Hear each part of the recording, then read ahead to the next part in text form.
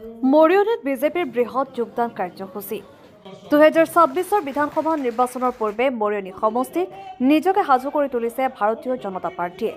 মাজনিশালৈকে চলিছে যোগদান কাৰ্যসূচী।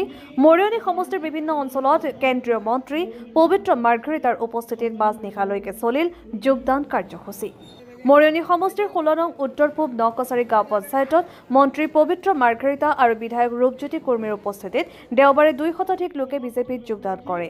এই যোগদান কাৰ্যসূচীত উপস্থিত হৈ মন্ত্ৰীগৰাকীয়ে বিৰোধী ঐক্য মঞ্চক লিলি পাৰ্টি অভিহিত কৰি ঐক্য মঞ্চ নতুন নহয় বুলিও জানিবলৈ দিয়ে।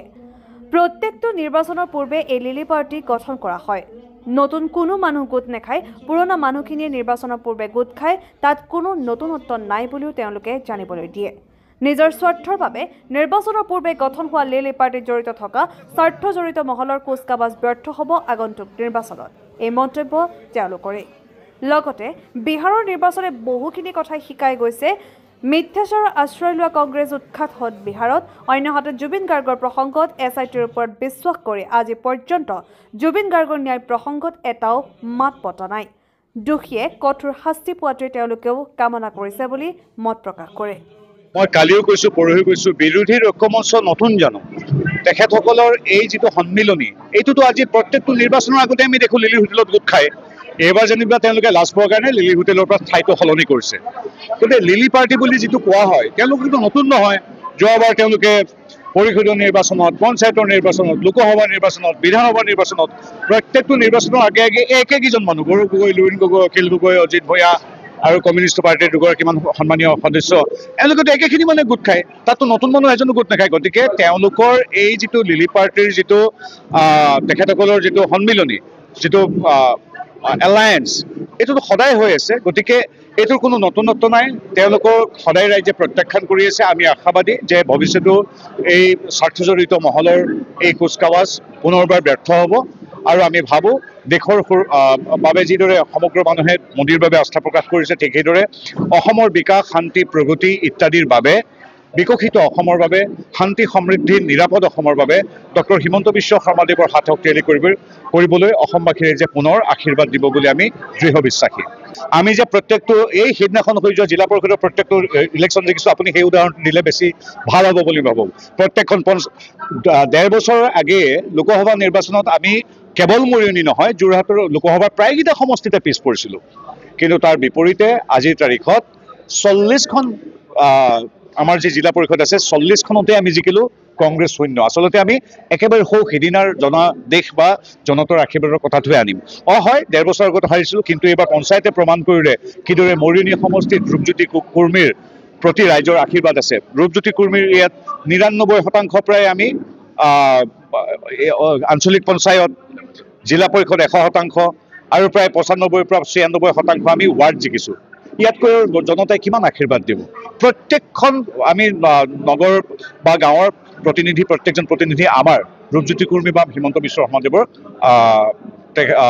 আশীৰ্বাদদায়ী সমৰ্থক। গতিকে আমি ভাবোঁ যে এনেধৰণৰ এটা ক্লিন ছুইপ অহাবাৰো বিপুল ভোটৰ ব্যৱধানত আমাৰ ৰূপজ্যোতি কুৰ্মী জিকিব। মৰিয়নি সমষ্টিৰ উন্নয়নৰ বাবে, অসমৰ উন্নয়নৰ বাবে হিমন্ত বিশ্ব শৰ্মাৰ পৰা ৰূপজ্যোতিলৈকে সকলোৰে হাত শক্তিশালী কৰিব লাগিব। কেন্দ্ৰত আছে বিজেপি চৰকাৰ, ৰাজ্যত আছে বিজেপি চৰকাৰ। গতিকে মৰিয়নি সমষ্টিটো আমি কেতিয়াও অকলশৰীয়া এটা অচল দবা নহয়, কিন্তু ডাবল ইঞ্জিন চৰকাৰৰ এটা সচল দবা ৰূপেহে প্ৰতিষ্ঠা কৰিম।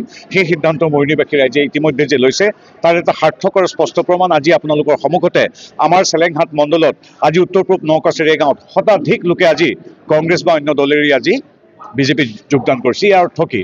ইয়াৰ অৰ্থ দেশৰ বাবে, দহৰ বাবে, ৰাজ্যৰ বাবে, মৰিয়নিৰ বাবে বিজেপি বা মিত্ৰজোঁটক লাগিব। চাওক, জুবিন গাৰ্গৰ ন্যায় প্ৰসংগত মই আজিলৈকে এটাও মাত মতা নাই। এইকাৰণে কিয়নো এইটো সুন্দৰভাৱে SITয়ে এটা ইনভেষ্টিগেশ্যন চলাই আছে। এজন চিটিং জাজ বা ন্যায়াধীশৰ অধীনত আমাৰ ন্যায়িক আয়োগ গঠন হৈছে, তাতো ইতিমধ্যে বহুতে তেখেতসকলৰ ভাষ্য লিপিবদ্ধ কৰিছে। গতিকে ইমান সুন্দৰভাৱে চলি আছে। এই অনুষ্ঠান চাই থকা প্ৰতিগৰাকী সদাশয় দৰ্শক বা মোৰ সন্মুখত থকা সন্মানীয় মৰিয়নিৰ সাংবাদিকসকলৰ দৰে ময়ো সকলোৱে, প্ৰতি অসমীয়াই বিচাৰে জুবিনৰ যে মৃত্যু, ৰহস্যজনক মৃত্যুৰ সত্য উন্মোচিত হওক, দোষী তাৰ কঠোৰতম শাস্তিৰ মুখামুখি হওক প্ৰত্যেক অসমীয়া বিচাৰে। তাত কোনো AGP BJP কংগ্ৰেছ জাতি ধৰ্ম বৰ্ণৰ কথা নাই, প্ৰতিজন মানুহে বিচাৰে। গতিকে আমি ন্যায়পালিকাৰ সেই সিদ্ধান্তটোৰ অপেক্ষাত আছোঁ। আৰু বন্ধু হিচাপে মই কি ক'ম সেইটো কথা আচলতে সকলোৱে নিজেই জানে যে এগৰাকী বন্ধু বা ঘৰৰ মানুহ হেৰুৱালে কেনেকুৱা লাগে। আৰু জুবিন গাৰ্গৰ আটাইতকৈ ডাঙৰ কথা, মই যিদৰে এটা বন্ধু বা ঘৰৰ মানুহ, অসমৰ 3 কোটি মানুহেই তেওঁক নিজৰ ঘৰৰ মানুহ বুলিয়ে গণ্য কৰে। সেইটোৱে হ'ল এই ক্ষণজন্মা মহান শিল্পীজনৰ মাহাত্ম্য। জুবিন অমৰ হৈ থাকিব, আমি থাকোঁ নাথাকোঁ, যেতিয়ালৈকে বুঢ়ালৈত বৈ থাকিব তেতিয়ালৈকে জুবিন অমৰ হৈ থাকিব, তেওঁৰ সৃষ্টিৰে, তেওঁৰ ব্যক্তিত্বৰে, তেওঁৰ জীৱনচৰ্যাৰে। গতিকে আমি এগৰাকী শুভচিন্তক, এগৰাকী শুভানুধ্যায়ী পৰিয়ালৰ সদস্য, বন্ধু বা তেওঁৰ গুণগ্ৰাহী হিচাপে আমি প্ৰত্যেকগৰাকী অসমীয়াৰ দৰে ৰৈ আছোঁ। দোষীয়ে শাস্তি পাওক, সত্য উন্মোচন হওক। মৰিয়নিৰ পৰা সূৰ্য দাসৰ ৰিপৰ্ট, NE এক্সপ্ৰেছ।